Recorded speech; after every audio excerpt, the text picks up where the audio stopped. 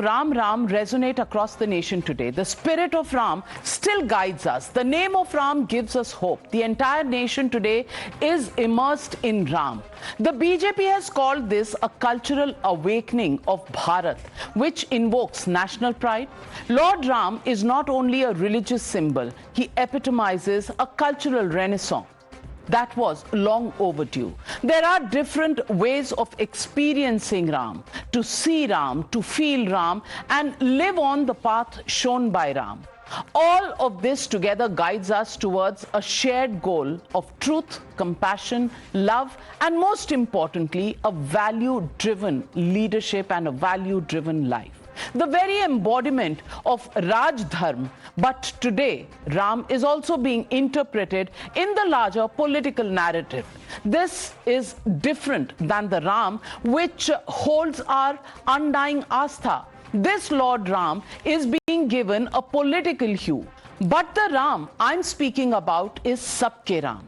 It is Valmiki ke Ram, Tulsidas के राम, कबीर के राम, रहीम के राम, भारत के राम, थाईलैंड के राम, इंडोनेशिया एंड कंबोडिया के भी Ram. But despite all these forms of Ram, it is Sabke Ram which bridges civilizations and unifies the world as a whole. Unfortunately, today, as Lord Ram prepares to return home after 500 years to his own birthplace, there is fierce politics over the holy temple town of Ayodhya. While some ask why is India washed in the hues of Ram, others claim Ram has become an election agent. Some even say that Ram has been kidnapped. Going a step further, there are those who say that Jai Shri Ram has been reduced to a war cry. Are they dividing Ram because of their political hostility to Prime Minister Modi? After all, Ram belongs to everyone. Where is the dispute? Is it Sabke Ram? Or is it apne apne Ram? This is what we need to debate over the next few minutes, because Ram that should have unified is Ram now dividing the politics of this country. That's the debate.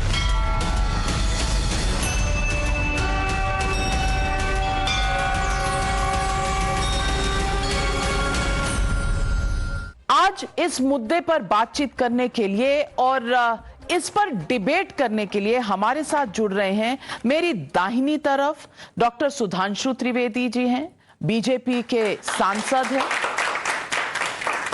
राष्ट्रीय प्रवक्ता भी हैं वरिष्ठ. मेरी बाईं तरफ doctor पवन वर्मा हैं, पूर्व सांसद हैं, ऑथर हैं और राम पर हिंदुइज्म पर इन्होंने किताबें लिखी हैं. मेरी दाहिने तरफ और सुधांशु जी की दाहिने तरफ डॉक्टर आनंद रंगनाथन हैं, ऑथर हैं, साइंटिस्ट हैं और मेरी बाईं तरफ आशुतोष जी हैं, वरिष्ठ पत्रकार हैं और पहले राजनीति में भी रह चुके हैं. आज सबसे पहले ये डिबेट शुरू करने से पहले मैं सबसे पहले पूछना चाहती हूं सबके लिए कि जब देश एक राम मंदिर में शामिल होता है तो क्या राम हम सबको जोड़ने का एक तरीका है या राम हम सबको बांट रहे हैं? अपने अपने राम, लेकिन सबके राम कहां गए? आज मुद्दा यही है. और मैं पूछना चाहती हूं कि सैम पित्रोदा जी ने कहा, जब एक देश राम मंदिर में शामिल होता है, राम मंदिर दिया जला होता है, ये मुझे परेशान करता है. मेरे लिए धर्म एक निजी चीज है, इसे राष्ट्रीय एजेंडे के साथ भ्रमित ना करें, ये सैम पित्रोदा का कहना है. अब इससे कई मतभेद भी पैदा होते हैं और डिबेट भी. सुधांशु जी, मैं आपसे पूछना चाहूंगी कि ये राष्ट्रीय मुद्दा बनाया जा रहा है, क्या राम राष्ट्रीय मुद्दा नहीं है, ये सांस्कृतिक मुद्दा है? क्या इसके राजनीतिकरण की एक कोशिश हो रही है जिससे बाकी विपक्षी पार्टियों को कहीं ना कहीं परहेज है, उनकी आपत्ति है, उनको ऑब्जेक्शन है? ये राम पर अपने अपने राम क्यों हो गए? देखिए, जैसा भी आपने बोला कि किसी व्यक्ति को लगता है कि राम के दिए से उसे बेचैनी होने लगती है, दिए के प्रकाश से. मैं कोई व्यक्तिगत टिप्पणी नहीं करना चाहता, पर ऐसे लोगों के लिए रामचरितमानस में लिखा है, सहज पाप प्रिय तामस देहा यथा उलू कही तम पर नेहा. उल्लू उल्लू को कहते हैं, मैं कैविएट लगा कह रहा हूं, मैं किसी का अपमान करने के लिए नहीं कह रहा हूं, प्रतीक में, यानी जिनकी प्रवृत्ति पापमय होती है वो सहज तामसी वृत्ति की तरफ वैसे ही भागते हैं जैसे उल्लू कभी दिए के प्रकाश की तरफ नहीं भागता है, सदैव अंधकार की तरफ भागता है। तो ऐसे ही लोग हैं जिनको की प्रकाश की बजाय अंधकार ज्यादा बेटर नजर आता था। परंतु मैं यह भी बताना चाहता हूं कि राम तो सदा सर्वदा से भारत की प्रेरणा के स्रोत रहे। जैसे आपने बताया कि कंबन रामायण कृतिवास रामायण भी है जो बांग्ला भाषा में लिखी गई है, देश की सभी भाषाओं में लिखी गई। इसीलिए भगवान राम के प्रति क्या स्थिति थी कि महात्मा गांधी ने कहा था कि उनका नित्य का भजन है रघुपति राघव राजा राम। महात्मा गांधी ने कहा था कि उनका राजनैतिक दर्शन है राम राज्य, उनका अंतिम शब्द था हे राम। महात्मा गांधी ने लिखा था कि यदि किन्हीं दो पुस्तकों से मैं सर्वाधिक प्रभावित हूं जो मेरे जीवन को प्रेरणा देती हूं है गीता और तुलसी कृत रामायण। परंतु अफसोस की बात यह है कि स्वतंत्रता के बाद राम, और अभी आपने ईस्टर्न पार्ट ऑफ ग्लोब की तरफ तो बताया, थाईलैंड, इंडोनेशिया, मैं वेस्टर्न पार्ट में बताना चाहता हूं। जो टर्की और इराक के बीच में एक कुर्दिस्तान का इलाका है, वहां एक सुमई प्रोविंस है जिसकी की गुफा में एक चित्र मिला है जिसमें एक भारतीय वेशभूषा में एक राजा खड़ा है और उसके सामने घुटने पे बैठे हुए एक बंदर इस ढंग से बैठे हुए हैं। भगवान राम और भगवान हनुमान है, ये कहने की कोई आवश्यकता नहीं है। जॉर्डन रिवर के वेस्ट बैंक के ऊपर बहुत बड़ा एक शहर है राम अल्लाह, तो अल्लाह समझ में आता, उसमें से राम कहां से आ गया, ये सोचने का विषय है। फैराहों की डायनेस्टी जहां से शुरू होती है, जो इजिप्ट के सबसे बड़े राजा थे, जाके चेक कर लीजिएगा, उसमें पहले राजा का नाम RAMSES है, रामसेस। अब वो राम कहां से आ गया, ये विचार करने का विषय है। राम तो इतने व्यापक थे कि हम कह सकते हैं सिया राम मैं सब जग जानी, करहूं प्रणाम जोड़ जुग पानी, संपूर्ण जगत में दिखाई पड़ते थे। परंतु अफसोस की बात यह है कि आज कुछ लोग ऐसे हैं जिनको कि सब कुछ सामने दिखते हुए दिखाई नहीं पड़ता है, जिनके लिए कहा गया सकल पदार्थ हैं जगमाही और कर्महीन नर पावत नहीं। सामने सामने यदि भगवान भी खड़े हों तो वो नहीं देख पाते। जैसे जब सीता स्वयंवर हुआ था तो रावण को भी तो दिखे थे, पहचान नहीं पाया था। अगर उसे पता लग जाता भगवान है तो युद्ध ही नहीं करता। वैसे ही जब हम 2 सीटों वाले थे ना, किसी को सपने में गुमान होता कि 303 सीटें कभी आएंगी तो 3 नेता उधर नहीं खड़े होते, सब मान लेते कि इधर आ जाते। परंतु भगवान भगवान है, वो लीला के साथ समझ में आता है। तो अब देखिए यूनिफायर तो है। अब कोई पार्टी कहती है हम तथाकथित बाबरी मस्जिद बनवाएंगे, जबकि ये कांग्रेस का भी स्टैंड था, नरसिम्हा राव जी का as prime minister, Samajwadi Party का स्टैंड था, मुलायम सिंह जी का एज चीफ मिनिस्टर। तो अब कम से कम सबने बोलना छोड़ दिया है। तो मुझे लगता है कि वो बात जो मैंने पहले भी कई बार कही है कि ढांचा गिरने के बाद 93 के इलेक्शन में जब सपा बसपा कांग्रेस आई, सारे मौसेरे भाइयों ने मिलकर सरकार बना ली थी और हमारी सरकार नहीं बन पाई थी, डिस्पाइट कि हम सिंगल लार्जेस्ट पार्टी थे। तो नारा लगा था कि मिले मुलायम काशीराम, हवा में उड़ गए जय श्री राम। तो हमारी एक नेत्री थी जिन्होंने कहा था नारा इसलिए लग रहा है कि हमारी एकता की शक्ति में कमी है। जिस दिन आप वास्तविक एकता और शक्ति दिखा देंगे, उस दिन जो नारा लगाते हैं कि मिले मुलायम काशीराम, हवा में उड़ गए जय श्री राम, उस दिन नारा हो जाएगा क्या मुलायम का काशीराम, सारे बोलेंगे जय श्री राम। और वो आज दिखाई पड़ने लगा है। तो आपने परिचय दिया और एक लाइन और बोल दूं, ऐसे मुझे याद आता बचपन में परिंदा पर नहीं मार पाएगा, वो आज कहते हैं निमंत्रण नहीं आया है। इतना बड़ा परिवर्तन आया है, ये सब राम की कृपा से हुआ है। सुधांशु जी, आपने ईस्टर्न दुनिया के इलाकों को वेस्टर्न दुनिया से जोड़ दिया है। आपने दिखा दिया कि राम सबके हैं, सब में राम है, लेकिन साथ ही साथ बीजेपी की जो ग्रोथ है उसकी स्टोरी भी आपने राम के अस्तित्व के साथ जोड़ दी। और शायद यही आपत्तिजनक लगता है विपक्ष को। और मैं पवन वर्मा जी से पूछना चाहूंगी, आपको भी लगता है कि क्या राम राजनीतिक हो गए हैं इसलिए परहेज हो गया है, या राम इतने सब जगह हैं कि आप उनसे किनारा कर ही नहीं सकते? बीजेपी को अगर राम में बीजेपी दिखती है तो बाकी दलों को भी दिख सकती है अगर वो कोशिश करें। ये जबरदस्ती का एक दूरी बनाए रखी है, क्योंकि सेक्युलरिज्म हो या तुष्टीकरण हो, यही फॉर्मूला उन्हें आता है, बाकी वो देखने को तैयार नहीं। धन्यवाद नविका जी। सबसे पहले तो मैं ये कहना चाहता हूं कि मर्यादा पुरुषोत्तम राम किसी एक पार्टी के नहीं है, सबके हैं। और वो इसलिए हैं क्योंकि मेरे समझ पे मेरी एक पुस्तक भी है तुलसीदास के रामचरितमानस पे। मेरे समझ से श्री राम की कल्पना ही राम जी के जीवन, अवतारित जीवन के गाथा के अलावा एक आध्यात्मिक रूप में समझना बहुत जरूरी है। तुलसीदास ही खुद कहते हैं, अगुण सगुण दुई ब्रह्म स्वरूपा, अकथ अकाथ अनादि अनूपा। यानी निर्गुण और सगुण, सगुण निर्गुण ही है और निर्गुण क्या है? ब्रह्म। ब्रह्म क्या है? अदृष्ट, अचिंत्य, संपूर्ण, पूर्ण, सर्वव्यापी, निर्गुण, जो सब में है। It is in animate and inanimate objects. तो उसमें वो जो उसकी चेतना है, जो जगत व्यापी चेतना, उसमें तो सभी समाते हैं। तो अगर आध्यात्मिक रूप से आप देखें तो श्री राम हो या शिव हो, शिव को तो ब्रह्म का इनकारनेशन ही मानते हैं, या कृष्ण हो, लीला पुरुषोत्तम कृष्ण, सब में उसी ब्रह्म की झलक है। और इसलिए मैं समझता हूं कि श्री राम के नाम पर देश में राजनीतिकरण करना गलत है। और राजनीति भी अगर हो, क्योंकि इसमें दो राय नहीं है कि बीजेपी अग्रिम श्रेणी में थी। इस भूमि पर राम एक मंदिर बनाने में, और आज एक भव्य मंदिर बन रहा है, इसके लिए मुझे खुशी है।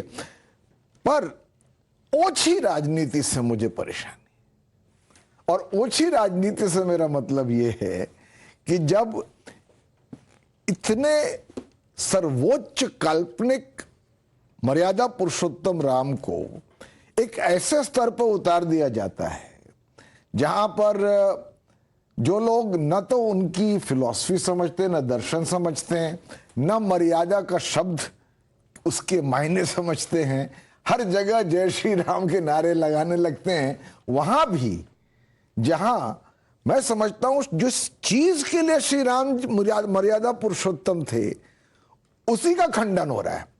जब लक्ष्मण पूछते हैं, भरत और श्री राम का संवाद है कि आखिर इस सबसे बड़ा धर्म क्या है, तो श्री राम कहते हैं, परहित सरित सरिस धर्म नहीं भाई, परहित सरिस धर्म नहीं भाई, पर पीड़ा सम नहीं अदमाई। यानी किसी और को दुख पहुंचाने से बढ़कर कोई धर्म नहीं हो सकता, धर्म नहीं हो सकता। तो इस परिभाषा में अगर हम ले तो श्री राम सबके भी हैं। ओछी राजनीति पर उसको उतार दें तो श्री राम, जिनकी कल्पना ही ब्रह्म की थी, वो विभाजन करने लगते हैं। तो मैं समझता हूं कि बीजेपी को भी ये समझना जरूरी है, और मैं उनको बधाई देता हूं उस मंदिर के बनने की। एक करोड़ों हिंदुओं के आस्था से जुड़ा हुआ है, पर साथ साथ मैं उनसे निवेदन करता हूं कि श्री राम को कि ऐसा इस्तेमाल ना हो जिससे कि देश बटे। लेकिन आनंद रंगनाथन जी, देश को बांट कौन रहा है? ये ओछी राजनीति कर कौन रहा है? सैम पिट्रोडा जी, जिनके बारे में मैंने कहा, या संजय राउत जी, जो बार बार कहते हैं। और संजय राउत जी का अगर मैं आपको सुनवाऊं तो वो कहते हैं, मुझे लगता है कि बीजेपी ने रामलला का अपहरण कर लिया है, और अपहरण हो गए हैं, और बीजेपी ने ऐसा कुछ नहीं किया जो शिवसेना ने नहीं किया। तो ओछी राजनीति सैम पिट्रोडा और संजय राउत कर रहे हैं, या बीजेपी सिर्फ अकेली कर रही है? धन्यवाद नाविका जी। पहले तो धन्यवाद मेरे जो फेलो पैनलिस्ट हैं। मेरी हिंदी इतनी अच्छी नहीं है तो मुझे माफ़ कीजिएगा, लेकिन मैं ट्राई ज़रूर करूँगा। देखिए, ये 500 साल से ओछी राजनीति चली आ रही है। 500 साल से मैं कह रहा हूँ, क्योंकि जो लेजिटिमेट क्राई थी जस्टिस की, उसको अगर आप 500 साल तक नकारेंगे, उसको कंटेम्प्रेरी भारत में भी कहेंगे कि कोई हक नहीं है ये मांगने का भी आपको, और सारे हिस्टोरियंस एक लेफ्टिस्ट प्रवृत्ति के ये कहेंगे कि वहाँ पे नीचे तो मंदिर था ही नहीं। अभी भी कहते हैं कि वहाँ पे राम मंदिर नहीं बनना चाहिए था, उससे थोड़ा हट के बनना चाहिए था। कई लोग कहते हैं स्कूल बनने चाहिए थे, हॉस्पिटल्स बनने चाहिए थे, हैं। लेकिन वो सब बातें वो भूल जाते हैं जब सिर्फ हिंदू टेम्पल्स की बात आती है, तभी उनको याद आते हैं। तो मैं 3 चीज़ें यहाँ कहना चाहता हूँ, क्योंकि आपने बहुत ही अहम मुद्दा उठाया है। ये बीजेपी की बात तो है ही नहीं। यस, बीजेपी फोर फ्रंट पे थी राम मंदिर बनाने के लिए, लेकिन उससे बहुत पहले सुधांशु जी भी मानेंगे कि बहुत सारे ऐसे लोग आए गए। 1800 की भी लड़ाई थी जहां पे 5 निहंग सबसे पहले अंदर घुसे राम मंदिर बनाने के लिए, सिख घुसे नवंबर 1858। जी बिल्कुल। तो ये किसी एक पार्टी की बात है ही नहीं, ये बात होनी चाहिए थी देश की, ये बात होनी चाहिए थी हिंदू, मुस्लिम, सिख, ईसाई सबकी। मैं ये क्यों कह रहा हूं? मैं ये 3 चीजों से कह रहा हूं। कई लोग अभी भी कह रहे हैं, और मुझे थोड़ा सा एक टाइम दीजिएगा, कि बीजेपी इस पूरे उस पे इन्होंने अप्रोप्रिएट कर लिया है, स्टेट क्यों स्पेंड कर रहा है, सेकुलर स्टेट। पहले तो मैं बता दूं कि हमारा देश सेकुलर है ही नहीं, क्योंकि जो स्टेट 1 लाख से ज्यादा मंदिर को कंट्रोल करे एक्सक्लूसिवली, मॉस्क को नहीं कंट्रोल करे, गुरुद्वारों को कंट्रोल नहीं करे, चर्चेस को कंट्रोल नहीं करे, हिंदू के टेंपल और उनके लैंड, उनकी प्रॉपर्टी से लाखों करोड़ों रुपया 70 साल से ले, वो अगर उसका एक फ्रैक्शन राम मंदिर पे स्पेंड करे, तो ये तो मैं कह रहा हूं बहुत कम स्पेंड कर रहा है। तो सबसे पहले बात ये आर्गुमेंट चली जाती है खिड़की के बाहर कि आप सेकुलर स्टेट हैं, आप क्यों स्पेंड कर रहे हैं, नंबर 1। नंबर 2, ये सबसे अहम मुद्दा है, क्योंकि लोग कहते हैं उसके नीचे, लेफ्टिस्ट कहते हैं कि उसके नीचे राम मंदिर या मंदिर था ही नहीं। तो ये एएसआई ने सुप्रीम कोर्ट की, आप 2019 की अयोध्या जजमेंट देखिए, at pains to find out कि इवन दो ये टाइटल सूट है, यहां पे एएसआई की डिस्कवरी नहीं आती है, लेकिन सुप्रीम कोर्ट ने ये बतौर माना है कि उसके नीचे हिंदू ओरिजिन का एक टेंपल था, जो कि अब नहीं है। बाबरी मस्जिद उस ढांचे के ऊपर बनी है। और जब ये अयोध्या जजमेंट आ गई, उसके बाद जब खुदाई शुरू हुई नया राम मंदिर बनाने के लिए, तो डजन्स ऑफ मूर्तियां, प्लाक, इंस्क्रिप्शंस सारे उस 1000 साल पहले के मिले, जो कि अब नए राम मंदिर में बनाए जाएंगे। सुधांशु जी इसके बारे में ज्यादा जानते होंगे। तीसरी बात, जो सैम पित्रोदा जी ने कहा कि ये नेशनल इशू नहीं है राम मंदिर, मैं उनसे बिल्कुल इस मामले में एग्री करता हूं। ये नेशनल इशू नहीं है। क्यों? क्योंकि ये सिविलाइजेशनल इशू है। ये सिर्फ भारत तक सीमित नहीं है, ये सिर्फ जो आस्था में विश्वास करते हैं उनके लिए सीमित नहीं है। मैं एक डार्विनियन एथिस्ट हूं, आशुतोष एक लेफ्टिस्ट एथिस्ट है। जो भी हो, आस्था भले ही ना हो, लेकिन ये एक इशू ऐसा है कि हमारे एंसेस्टर्स के अगेंस्ट हिस्टोरिकल इनजस्टिस किया गया, और जिन लोगों ने कहा कि इसको भूल जाओ, इस इनजस्टिस को, वो पूरे दुनिया भर में कहते हैं कि कभी भूलना मत हिस्टोरिकल इनजस्टिस। एबोरिजिनल्स के हिस्टोरिकल इनजस्टिस को मत भूलना, जो चर्चिल ने तुम्हारे अगेंस्ट किया वो मत भूलना, किंग लियोपोल्ड के स्टैच्यूज को गिराना, इलीगली गिराना। ये वही लोग हैं जो यहां पे कहते हैं अरे जो औरंगजेब ने किया काशी में भूल जाओ उसको, जो बाबरी मस्जिद का हुआ वो भूल जाओ, जो सारे टीपू ने किया वो भूल जाओ। तो ये क्या दिखाता है? ये दिखाता है कि exclusively you hate Hindus and Hinduism. तो अब ये 3 पॉइंट्स जो मैंने आपके सामने रखे, ये एकदम क्लियर फैक्चुअली बताते हैं कि ये आस्था का सवाल नहीं है, ये हमारी सिविलाइजेशन का सवाल है। और हम पे दुनिया क्या, हम खुद शर्मसार हो जाते अगर हम ये राम मंदिर हमारे टाइम में नहीं बनता। आशुतोष जी, ये विरोध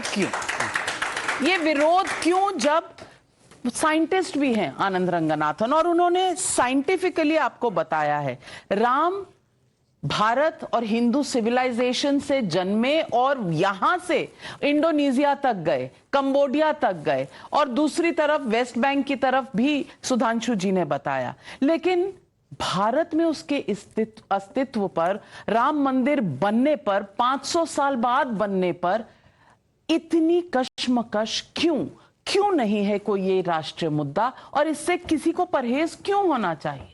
राम राष्ट्रीय मुद्दा कैसे हो सकते, मैं तो कभी समझ नहीं पाया इस बारे में।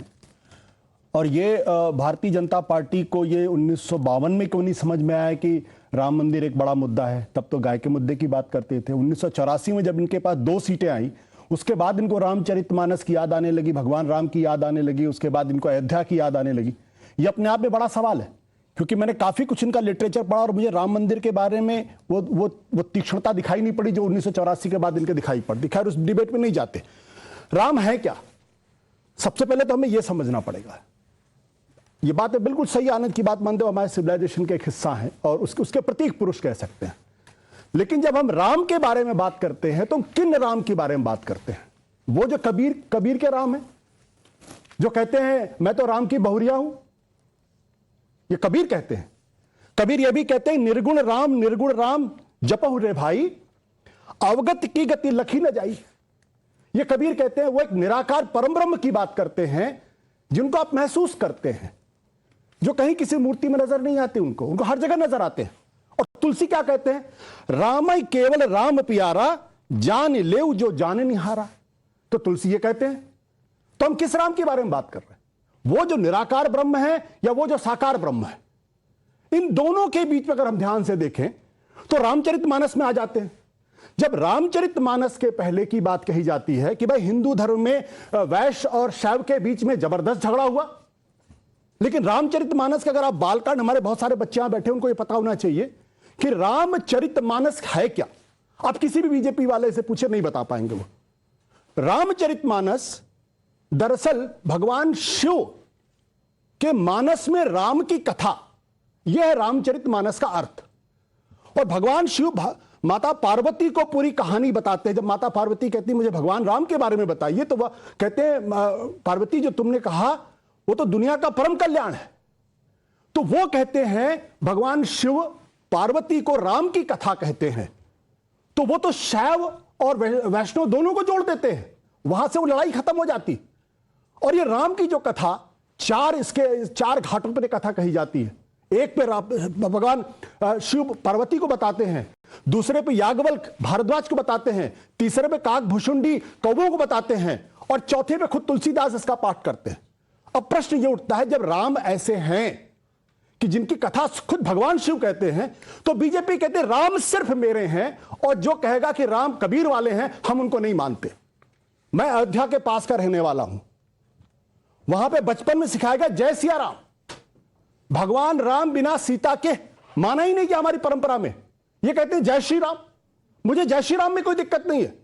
हम बचपन में थे तो लोग कहते, जो हिंदू हो मुसलमान राम राम कहते थे, राम राम कहते थे। आपने उसको पॉलिटिकल किया, क्योंकि तब आपकी जमीन जब पूरी तरीके से खत्म हो गई, जब लगा कि हिंदुस्तान की राजनीति से बीजेपी का सफाया हो जाएगा, तब आप हुए।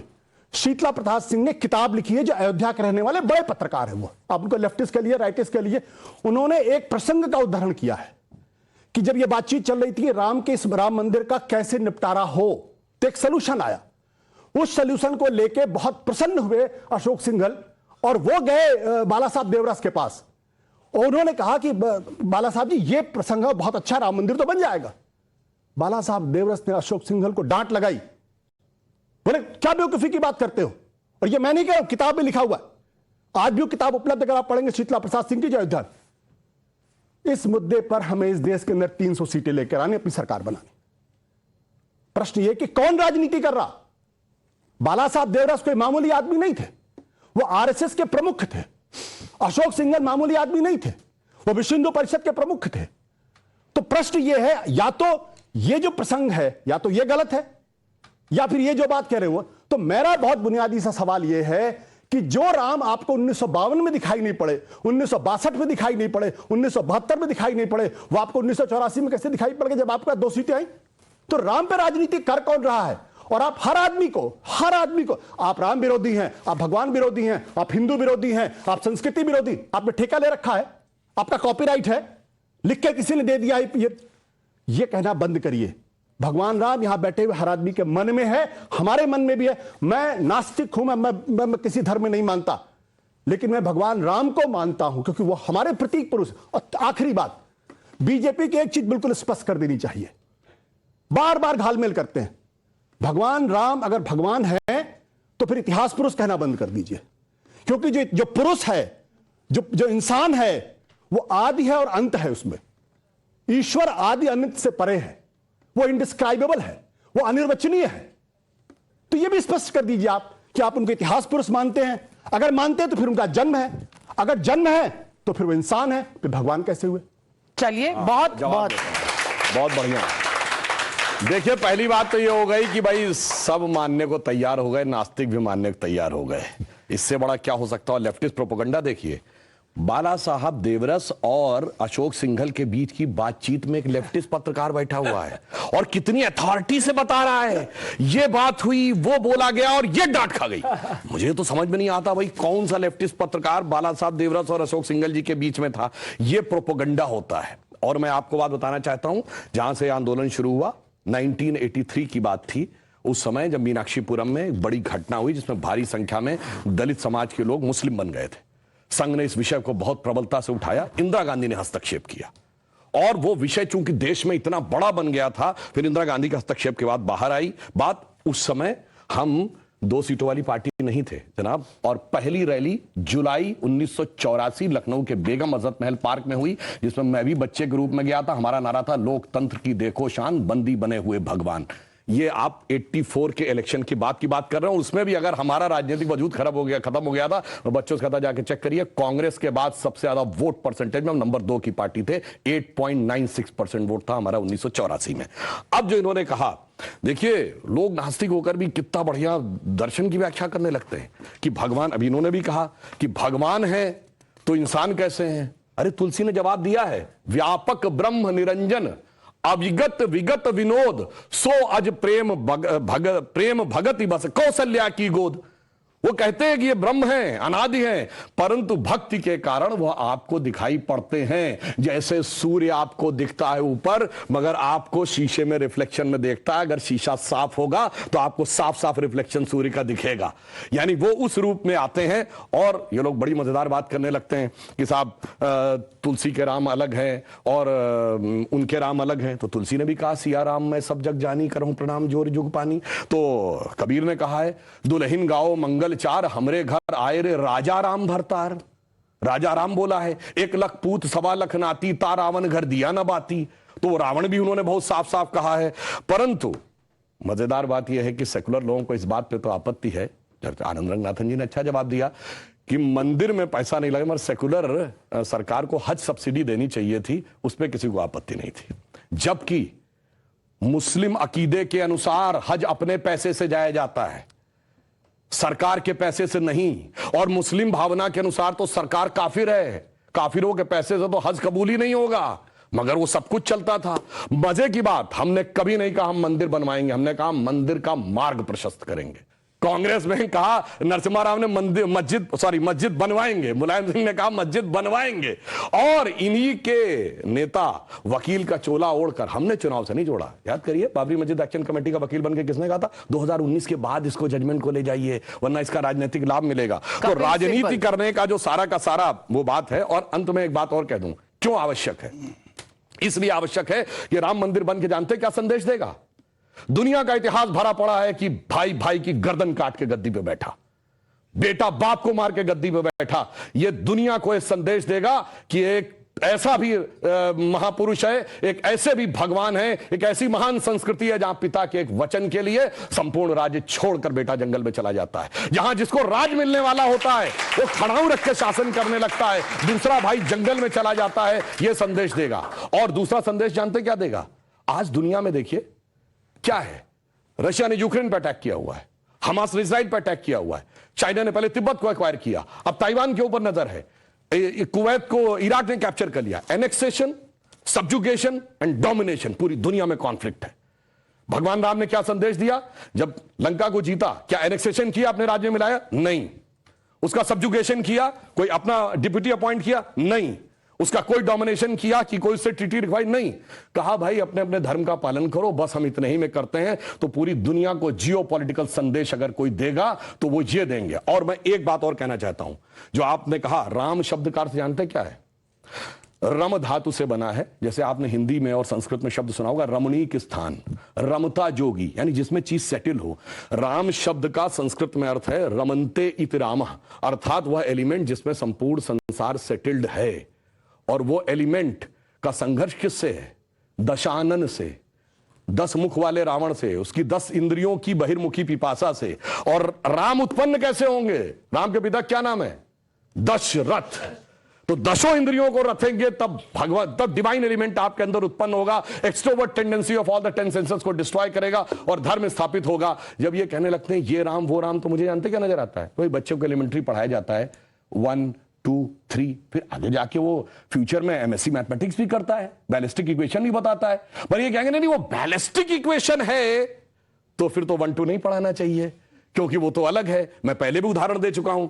4 - 3 = 1 होता है। आप सब ने जब क्लास 2nd 3rd में एडिशन सब्ट्रैक्शन सीखा, अगर आप 3 - 4 करते टीचर डांट देती थी, बेवकूफ ये नहीं पता 3-4 नहीं हो सकता, पर 3-4 होता है -1। ये बताएंगे -1 का स्क्वायर रूट होता आई, जो सारी बैलिस्टिक इक्वेशंस का मेन अंक। तो उस लेवल पे पहुंचिए तो समझ में आएगा जिसको आप कह रहे हैं बचकाना है वो कितना आलिशान है, ये जाके समझ में आएगा। डॉक्टर कलाम से पूछिए तो -1 के स्क्वायर रूट का अंतर समझ में आएगा। तो राम की कथा बहुत गहरी है और इसीलिए रामचरितमानस क्यों लिखा है? राम के चरित्र को मन में धारण करिए। रावण हर चीज में राम से बड़ा था जब राम लीला कर रहे थे, वैसे तो वो ईश्वर है, हर चीज में बड़ा, पैसे में बड़ा, उनके बाद सोने की लंका, उसके बाद रावण रथी विरत रघुवीरा। अगर देखा जाए पावर में उनसे ज्यादा बड़ा, 10 आदमियों की ताकत उसको, उनसे बड़ा पंडित मुस्सा जोधा और ना कोई दूजा है, अपने शीशों को काट काट शंकर को मैंने पूजा। वो कहता इतने बड़े पुजारी तो राम भी नहीं थे, फिर किस कारण से वो हार गया? चरित्र में राम बड़े थे, इसीलिए तुलसी ने कहा रामचरितमानस। और चरित्र की याद दिलाएगा यह मंदिर, जो सिर्फ भारत के लिए नहीं पूरी मानवता के लिए श्रेष्ठतम मानवीय मूल्यों का प्रतीक होगा। इसलिए 21वीं सदी का महान भारत बगैर राम मंदिर के संभव नहीं था। इसीलिए अमृत काल के उषा काल में राम मंदिर उभर के सामने आ रहा है। बहुत अच्छी बात आपने कही, लेकिन आपने जो बात की, सिया के बिना राम, सिया के बिना राम, मैं यही सवाल पूछ, सीताराम येचुरी जिनके नाम में भी सीता भी है राम भी है, अब उनको दिक्कत है, उनको लगता है ये हमारे कॉन्स्टिट्यूशन के खिलाफ। मैं उसका भी जवाब दे दूं। देखिए बहुत लोग कहते हैं कि सिया राम, जय सिया राम बोला जाता है, नहीं, हमारे बोला जाता सियावर रामचंद्र की जय। भगवान का नाम लेकर नमः पार्वती पतये हर हर महादेव।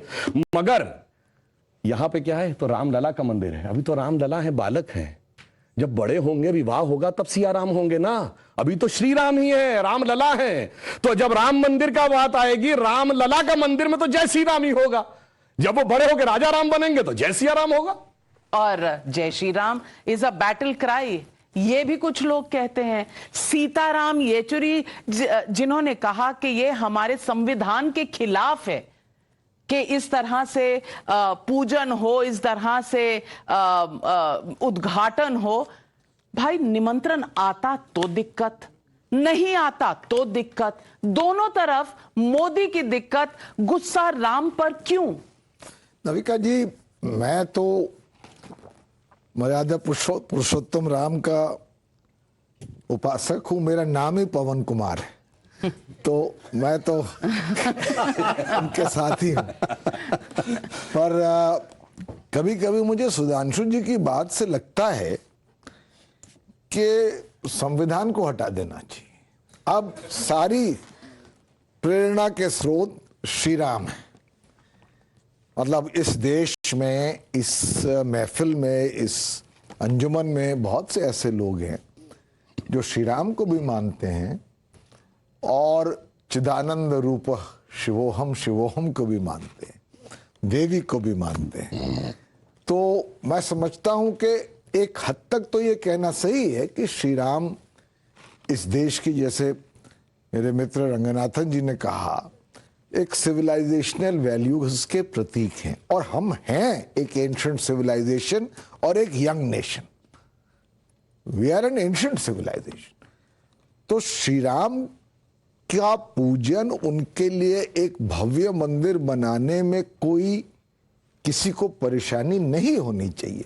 साथ में मैं ये कहना चाहता हूं कि सब चीज को दरकिनार करके अब श्री राम को, कि वो हर चीज के वो आज प्रेरणा, यानी इस देश में अगर श्रीलंका के साथ हमारे संबंध बनने तो हम श्री राम जी के पास जाएं, ऐसा भी नहीं होना चाहिए। देखिए, क्योंकि मैंने शुरू में ही कहा नविका जी, श्री राम का असल स्वरूप ब्रह्म है, जो आप में भी है, हम में भी है, हर संप्रदाय में, हर समुदाय में है, सब में है।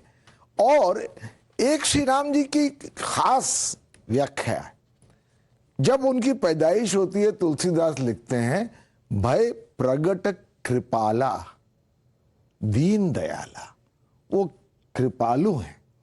जब हम वो जो भजन सब गाते हैं, श्री रामचंद्र कृपालु भज, कृपालु भज, तो इसलिए एक श्री राम को एक वेपनाइज करने की जो कोशिश होती है, मैं समझता हूं कभी कभी गलत हाथों में उसका दुरुपयोग होता है। मेरा ये मानना है कि देश, नाविका जी, कमज़ोर अपने अतीत से नहीं होते। देश कमज़ोर होते हैं जिस तरह से उनको उनका अतीत पढ़ाया जाता है।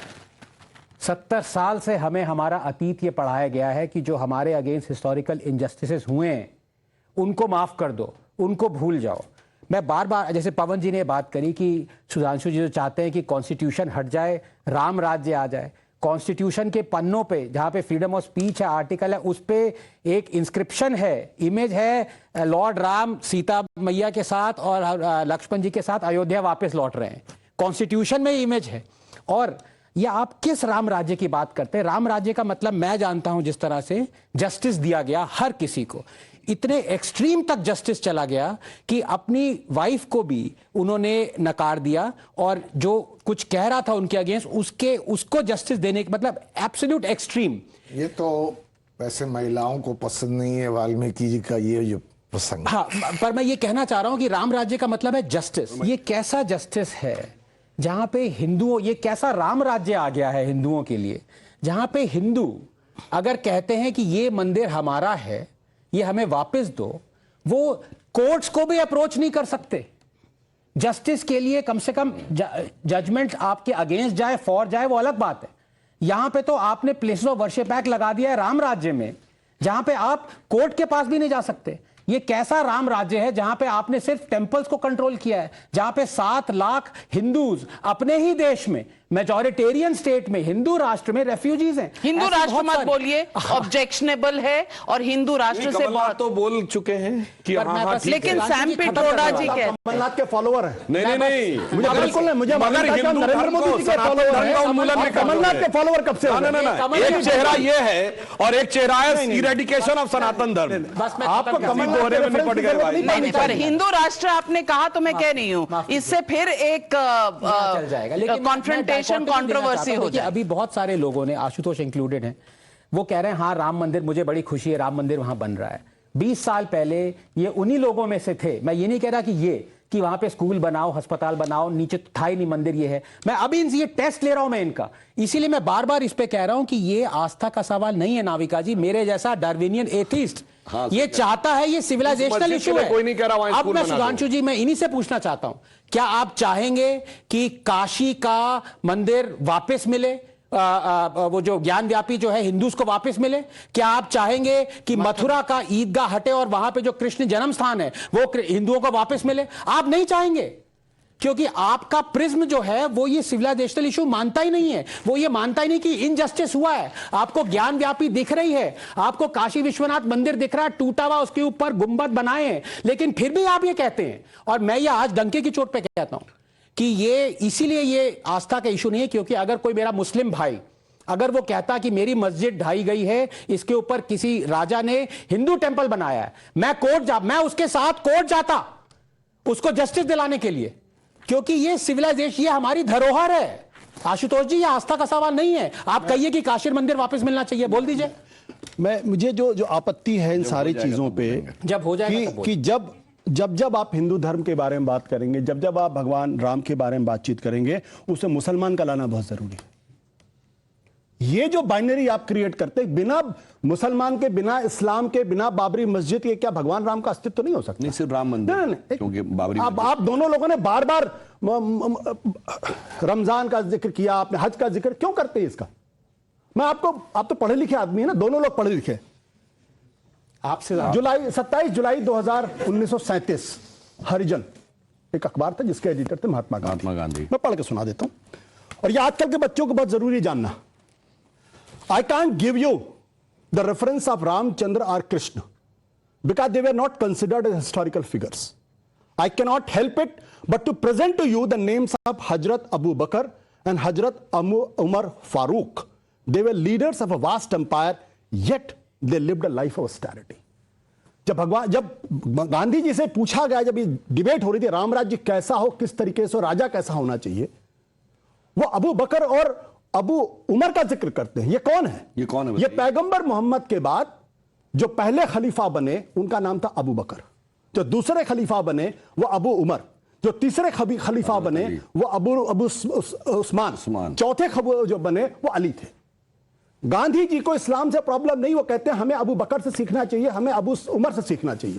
इनको प्रॉब्लम है ये जो इतिहास की एकांगी व्याख्या करते हुए चलते हैं, एकांगी या तो आप गांधी जी को डिसऑन कर दीजिए, नहीं हंस रहे हैं आप, अगर मैं गलत कह रहा हूं तो आप इसी वक्त मुझे कंट्राडिक्ट करिए। नहीं, जवाब देता हूं। मेरी तरफ एक सवाल पूछिए। आप बोल लीजिए, पूरी बात पूरी बात कर लीजिए। सुधांशु जी, अगर मैंने गलत कहा तो आप मुझे अभी कंट्राडिक्ट करिए। बिल्कुल करें, आप पूरी बात तो कर लीजिए। ये बात जो गांधी जी ने कही गलत कही, तो अगर गांधी जी ये बात कहते हैं, गांधी जी भाई हम हिंदू धर्म के बारे में बातचीत कर रहे हैं ना, हम हिंदू हैं, हिंदू धर्म में अगर कोई कुरीति है तो हम उसके बारे में बातचीत करेंगे कि नहीं बातचीत। हम कहेंगे इस्लाम में ऐसा वहां 4 शादियां होती, तो आप हिंदू धर्म के बारे में बात क्यों? अरे रामराज के बारे में क्या तुलसीदास ने कहा है, दैहिक दैविक भौतिक तापा, राम राज्य नहीं कहु व्यापा। फिर क्या कहते हैं, नहीं दारिद्र को दुखी न दीना, नहीं को अबुध लक्षण हीना। वो राम राज्य की बारे में कल्पना करते हैं जिसमें किसी तरीके का कोई तनाव नहीं है। आपको आपके सारे सवाल सुन लिए सुधांशु जी, जवाब। तो गांधी जी की समाधि पे लिखे हुए हे राम को मानते हैं, आप कह दीजिए कि राम कह दीजिए मैंने गलत कहा, अगर मैंने अबू बकर और अबू उमर का जिक्र गलत किया गांधी ने उस, हाँ अब मैं भी बताता हूं, अब आप बोल चुके हैं ना सर, अबू बकर, उमर, उस्मान और हजरत अली, चारों का सर तन से जुदा हुआ। क्या बताना चाहते हो मेरे भाई? अब देखिए, आप भी मत बोलिए, अभी ड्रॉ मत करिए। और सुनिए, हजरत अली जो मोहम्मद साहब के सीधे परिवार के थे, वो, अब सुनिए, अब शांत रहिए, वो फजल की नमाज में झुके हुए थे जब सर काट दिया गया। सर काटने वाले का पक्ष गांधी नहीं ले सकते आप, विदाउट रेफरेंस। मैं कह रहा हूं अगर आप कह रहे हैं ले सकते हैं, तो आप गांधी की अहिंसा का मजाक उड़ा। मैं कह रहा हूं आप मुझे गलत साबित करिए। और मेरा सबसे बड़ा सवाल, एक मिनट, मेरा सबसे बड़ा सवाल कि हिंदू धर्म की बात करते हुए आप मुसलमानों का शब्द क्यों इस्तेमाल करते हैं? मुसलमानों का कोई शब्द नहीं कर रहा, कोई कंपैरिजन नहीं है, लेकिन बाबरी मस्जिद के नीचे मंदिर थी, ये बात रेफरेंस किए बिना राम मंदिर की बात हो ही कैसे सकती है? सवाल ये है पवन वर्मा जी, आपको मैं 45 सेकंड देती हूं क्योंकि कुछ सवाल भी आ रहे हैं। जी मैं बस इतना कहना चाहता हूं कि आज के इस बड़े उत्तेजनापूर्ण डिबेट में मुझे अफसोस है कि आखिरकार एक सांप्रदायिक छवि आई गई। सुधांशु जी बार बार किसी और मजहब की किसी न किसी तरह से आलोचना कर रहे थे। महिलाओं के विषय पे कहा था। नहीं, कई चीजों पर बार आपने कहा, और उसके विरोध में हिंदू धर्म को और बेहतर कहना या नहीं कहना। मैं तो हिंदू हूं, मैंने तो दर्जनों किताबें लिखी हैं हिंदू धर्म पर मैं समझता हूं कि इस देश में इस तरह का संवाद देश हित में नहीं। अर्जुन ने सवाल पूछा। अर्जुन जी, आपका क्या सवाल है? मेरा सवाल ये है कि हमारे कांग्रेस के नेता हैं कपिल सिब्बल जी, उन्होंने प्रभु श्री राम की अस्तित्व पे सवाल उठाया, सुप्रीम कोर्ट तक लेकर गए उन्हें। मुलायम सिंह जी थे, अब हमारे बीच में नहीं है, उन्होंने कार सेवकों पे लाठियां चलवाई, गोलियां चलवाई, अधिक हमारे कार सेवक मारे गए। तो प्रभु श्री राम के मंदिर के निर्माण के बाद अब कपिल सिब्बल जी को भी न्योता दिया जाता है। अखिलेश यादव जी सवाल उठाते हैं शायद उन्हें न्योता नहीं मिला है। इन लोगों के न्योता की बात हो रही है और जिन कार सेवकों ने लाठियां खाई, गोलियां खाई, उन लोगों को न्योता क्यों नहीं दिया गया? जवाब, न्योता उनके लिए सिर्फ न्योता ही नहीं है, उनका बाकायदा स्मारक बन रहा है और पूरा विधिवत एक पूरा स्मारक बन रहा है उन कार सेवकों के नाम और सम्मान के साथ जिन लोगों ने अपने प्राण गंवाए थे। और मैं एक और भी फैक्ट बताना चाहता हूं, जाके कोई दूरदर्शन के आर्काइव से चेक कर ले, मुझे अच्छी तरह याद है क्योंकि उस समय तो हम लोग यूनिवर्सिटी में आ गए थे। 30 अक्टूबर 1990 की शाम को टीवी और रेडियो दोनों के समाचार में कहा गया कुछ हुआ ही नहीं हुआ, कुछ नहीं हुआ। और नेक्स्ट डे मॉर्निंग में टाइम्स ऑफ इंडिया और नवभारत टाइम्स, आप ही के ग्रुप का जाग रहे, उसमें छत पे चढ़े हुए कार सेवकों की, झंडा फहराए हुए कार सेवकों की फोटो आ गई थी। इसलिए तिल मिलाकर 2 नवंबर को गोलियां चलवाई गई थी। इतना बड़ा झूठ बोला जाता था उस समय कि जहां पर पूरे कार सेवक अंदर चले गए थे और उसके बाद उसकी फोटो आ गई थी। वो फोटो कैसे आई थी और वो कैसे पहुंच गई थी सब जगहों तक, इतना ब्लॉकेट करके रखा गया था। 29 और 30 अक्टूबर 1990 लखनऊ आने वाली सारी फ्लाइट कैंसिल, सारी ट्रेन कैंसिल, सारी bus cancel, no private vehicle can enter, all STD lines blocked. ये बीबीसी ने कहा था, जो कि बीबीसी को आप लोग बहुत ब्रह्म वाक्य मानते हैं, बीबीसी ने कहा था कि 42 के आंदोलन में भी कभी ऐसा नहीं हुआ कि किसी शहर को इस ढंग से काट दिया गया हो जितना कि 29 और 30 अक्टूबर को हुआ था। और मैं एक भी बात याद करा दूं, ये भी हिस्टोरिकल बात है कि मुलायम सिंह जी से एक इंटरव्यू में जब पूछा गया था कि 16 कार सेवक मर गए, तो उन्होंने कहा औरों को भी मारा जाता अगर हमें पीस मेंटेन करना होता, लॉ एंड ऑर्डर मेंटेन करना होता। अमन का सवाल है। 10 सेकंड के लिए 10 सेकंड, एक मैं 2 बातें कहना चाहता हूं। एक, सुप्रीम कोर्ट ने अपने जजमेंट पे लिखा है कि बाबरी मस्जिद का जो डिमोलिशन है क्रिमिनल एक्ट है। मोदी सरकार को इसके खिलाफ रिव्यू पिटीशन दायर करनी चाहिए, आज तक उन्होंने नहीं दायर किया है। दूसरी बात, इंडिया टुडे की कवर स्टोरी 1991 में छपी थी, जो विश्व हिंदू परिषद ने दावा किया था कि 300 से ज्यादा कार सेवकों की हत्या की गई थी, मारे गए थे। उनकी बाकायदा लिस्ट समेत कहा गया था, वो बहुत ही एग्जैजरेटेड नंबर है। आज तक विश्व हिंदू परिषद ने उसको कंटेस्ट नहीं किया है।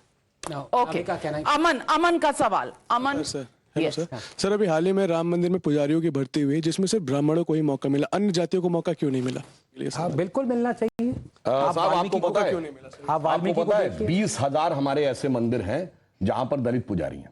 आपको पता है, मेरी बात तो सुनिए, हर जगह अलग होता है। महामंडलेश्वर, आपको पता है कितनी महिलाएं हैं? 60।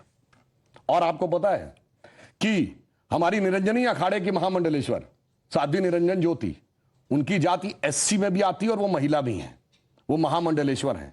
स्वामी प्रभु नंदन तीर्थ महामंडलेश्वर हैं और वो हैं। जैसे आपका पन्नाधाय का मंदिर है, वहां गुजरी समाज का पुजारी होता है। पर मैं पूछना चाहता हूं, कोई दूसरा धर्म बताइए जहां पर की महिलाओं को, या जिनको कहते हो, बताइए। राम मंदिर के भाई, गद्दी घोसी बहना अंसारा का बताइए, कितने मौलवी मुफ्ती मुकर्रम बताइए, एक बताइए। ये सवाल पूछे होते कि RSS में कितनी महिलाएं, तो उसका जवाब नहीं दे पाते। हाँ, बताता हूं। देखिए कितने बेहतरीन विचार हैं। RSS का नाम है राष्ट्रीय स्वयंसेवक संघ, ठीक, और उसकी महिला विंग है राष्ट्रीय सेविका समिति, जिसकी अध्यक्षता है शांतका ताई। अरे भाई, महिला मोर्चा में पुरुष नहीं होते भाई, कुतर क्या? राष्ट्रीय सेविका समिति के बारे में आपको पता नहीं है? उसकी अध्यक्ष महिलाएं वॉलंटियर नहीं हो सकती। ऑल राइट, कृष्ण प्रिया। अच्छा, वैसे एक बात और, महिलाएं वॉलंटियर नहीं हो सकती, स्वयंसेवक महिलाएं नहीं हो सकती। महिला मोर्चा में पुरुष रखते हो? नहीं, मैं कहता हूं, क्या महिलाएं युवा मोर्चा में बूढ़ों को रखते हो? भाई, मैं आपसे सवाल पूछ रहा हूं। अल्पसंख्यक मोर्चा में कभी खत्म नहीं होगा, लेकिन अब कुतर पे आप आ गए। जब मैंने बता दिया सेविका समिति अलग है, स्वयंसेवक अलग है। लाइटर नोट पे पूछ लूं, आशुतोष जी, जिस दौर में आप एंकर थे, एडिटर थे एक हिंदी चैनल के, उस दौर में कितनी महिला एडिटर्स थी हिंदी न्यूज चैनल्स में, उसका भी उल्लेख कर दीजिए। हमारे न्यूज रूम में तो बहुत सारी महिलाएं थी। एडिटर पूछ रही हूँ, बिल्कुल कम। कौन? कोई नहीं थी। आप हैं? कोई नहीं थी। नोट किया जाए।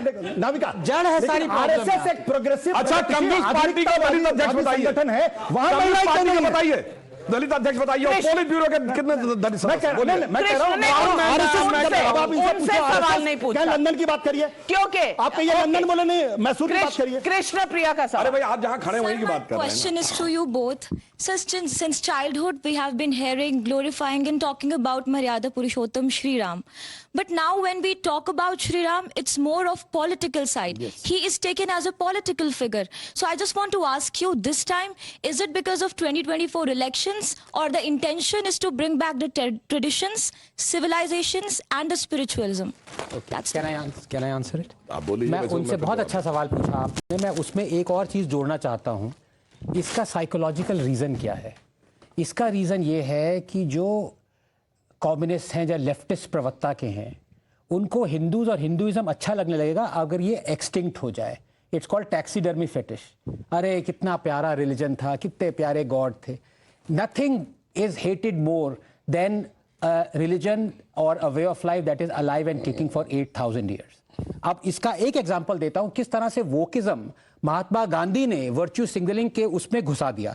रघुपति राघव राजा राम, पतित पावन सीताराम, सुंदर विग्रह मेघा श्याम, गंगा तुलसी शालीग्राम, भद्र गिरीश्वर सीताराम, भगत जनप्रिय सीताराम। ये है असली, और ये लिखी है लक्ष्मणाचार्य ने। किसी को पता नहीं है। पवन जी भी कह रहे हैं, महात्मा गांधी कह गए ईश्वर अल्लाह। सुधांशु जी ने एकदम ठीक कहा। पवन जी, एक सेकंड, उन्होंने ऐसे तोड़ा मरोड़ा दरगाह में आग दिखाई है। एक हिंदू कवि के अर्पणा देते हुए अपने भगवान को तोड़ा मरोड़ा ईश्वर अल्लाह ले आए। इन्होंने ठीक कहा किसी मस्जिद में, और ये गा सकते हैं ईश्वर अल्लाह तेरे नाम सब सेम है। इसीलिए ये वोकिज्म और वर्च्यू सिग्नलिंग आशुतोष लाते हैं, पॉलिटिकली करेक्ट होते हैं। इनको ये नहीं पता कि मैंने तीनों पॉइंट्स जो दिए, state control, temple underneath the ASI ruling and civilisational control, एक बार भी इस्लाम का मेंशन नहीं लाया। लेकिन जब लाया वो सच है कि इस्लाम एक ऐसा रिलीजन है जो कहता है कि सिर्फ अल्लाह है, उसको पूजो। तो ये बात जब कोई कहता है, मुस्लिम कहता है, वो मान लेते हैं। हिंदू कहता है तो कहते हैं तुम इस्लामोफोबिक हो। सच को से इतना डर क्यों लगता है? ये डिबेट मुझे लगता है एक थिएटर में होनी चाहिए, 3 घंटे का शो होना चाहिए। शायद 3 घंटे में भी ये डिबेट सेटल नहीं होगी। आप मेरे बड़े हैं, जरूर आखिरी शब्द आपको दूंगा। देखिए, मैं आखिरी में ये कहना चाहता हूं सुधांशु जी के लिए भी और आशुतोष जी के लिए भी कि तुलसी ने लिखा है श्री राम के बारे में, सबके प्रिय सबके हितकारी, दुख सुख सरिस प्रशंसाहारी। और राम राज्य की व्याख्या में आपने तो खुद ही लाइन पढ़ दी थी, पर उसमें और 2 भी लाइन हैं। इसमें वो कहते हैं सब नर करहि परस्पर प्रीति, चल ही स्वधर्म निरत श्रुति नीति। स्वधर्म, हाँ, कन्वर्जन नहीं, स्वधर्म। तो जो कल्पना श्री राम की है वो हमारे सिविलाइजेशन से जुड़ी है, उसको हमें याद रखना चाहिए। अगर उससे देश जुड़ता है तो अच्छा है, पर कम से कम श्री राम को लेकर देश को तोड़ने का कोई प्रयास नहीं होना। बिल्कुल आप सही कह रहे हैं। बैर न कर काहू सन कोई, किसी के साथ कोई बैर नहीं, राम प्रताप विषमता खोई, ये भगवान राम ये कहते हैं। परंतु तुलसी ने यह भी लिखा था मीराबाई जी को, जो सबको याद रखना चाहिए, जाके प्रिय न राम वैदेही, जिसको राम और वैदेही, राम सीता प्रिय ना हो, जाके प्रिय न राम वैदेही, तजिए ताहि कोटि बैरीसम यद्यपि परम स्नेही। और देश की जनता ने इस भाव को समझा। ये आपने बताया नहीं कि जब वो बनारस गए थे तो उनको कैसे भगा दिया गया था तुलसी। मेरे पास समय बिल्कुल खत्म हो चुका है। मैं बस ये कहना चाहती हूँ कि देश के कण कण में राम, मन मन में राम, लेकिन राम पर हम एक दूसरे को जोड़ें, ये भाव हैं राम के, ये भाव हैं मर्यादा के, ये भाव हैं धर्म के। लेकिन इसके बीच में तेरे राम, मेरे राम, तूने क्यों लिया राम, ये तो मेरे राम, राम नहीं राम कही, ये सारी डिबेट छिड़ गई है। ऐसा मैं अरु मोर तोड़ते माया, मैं सिर्फ मेरा और तेरा, शस्त्रधारियों में मैं राम, और राम बाण माना जाता, जरूरत पड़ने में शस्त्र की भी जरूरत। और मेरे को 10 सेकंड अगर मिल जाए, आपको सिर्फ बाण ही नजर आता है। दिक्कत ये तो मेरे को आपको शांति नजर नहीं आती, आपको सिर्फ बाण नजर आता है। आशुतोष बात कुछ कम आप भी नहीं चलाते आशुतोष जी। देश भी टूट गया था, लाखों लोग मर भी गए हमारे यहाँ थे, तो प्रेम में उसके बाद भी तीर चलते हैं। मैं सबसे छोटा हूं, इसलिए 10 सेकंड। बस समय खत्म, अब आपको नहीं सबसे छोटा आनंद जी को आनंद का अनुभव करने दो। सबसे छोटा हूं मैं आप सबसे। 5 सेकंड। 5 सेकंड। मथुरा में वापस हिंदुओं को मिलना चाहिए वो मंदिर की नहीं जहां से मूर्तियां उठा के औरंगजेब ने बेगुनाह। इस सवाल के जवाब में अब अगले कई जन्मों तक ये सवाल पूछा जाएगा कि ये सेटल होगा। इस पर अगली बार करेंगे डिबेट। द्विपुष्कर मुहूर्त में हो रहा है, अमृत सिद्ध भी योग है और सर्वार्थ सिद्ध योग भी है। द्विपुष्कर में डबल फायदा होता है, तो हो सकता है कि राम जन्मभूमि के साथ कुछ और फायदा भी हो जाएगा। चलिए, तो 22 तारीख के बाद वो डिबेट। अब राम में सारा देश इस वक्त बिल्कुल विलीन हो चुका है। कृपालु भजमन, बिल्कुल। और कृपालु भजमन से हम आप सबका धन्यवाद करते हैं, आप हमारे साथ जुड़े। And thank you viewers for joining me. नमस्कार।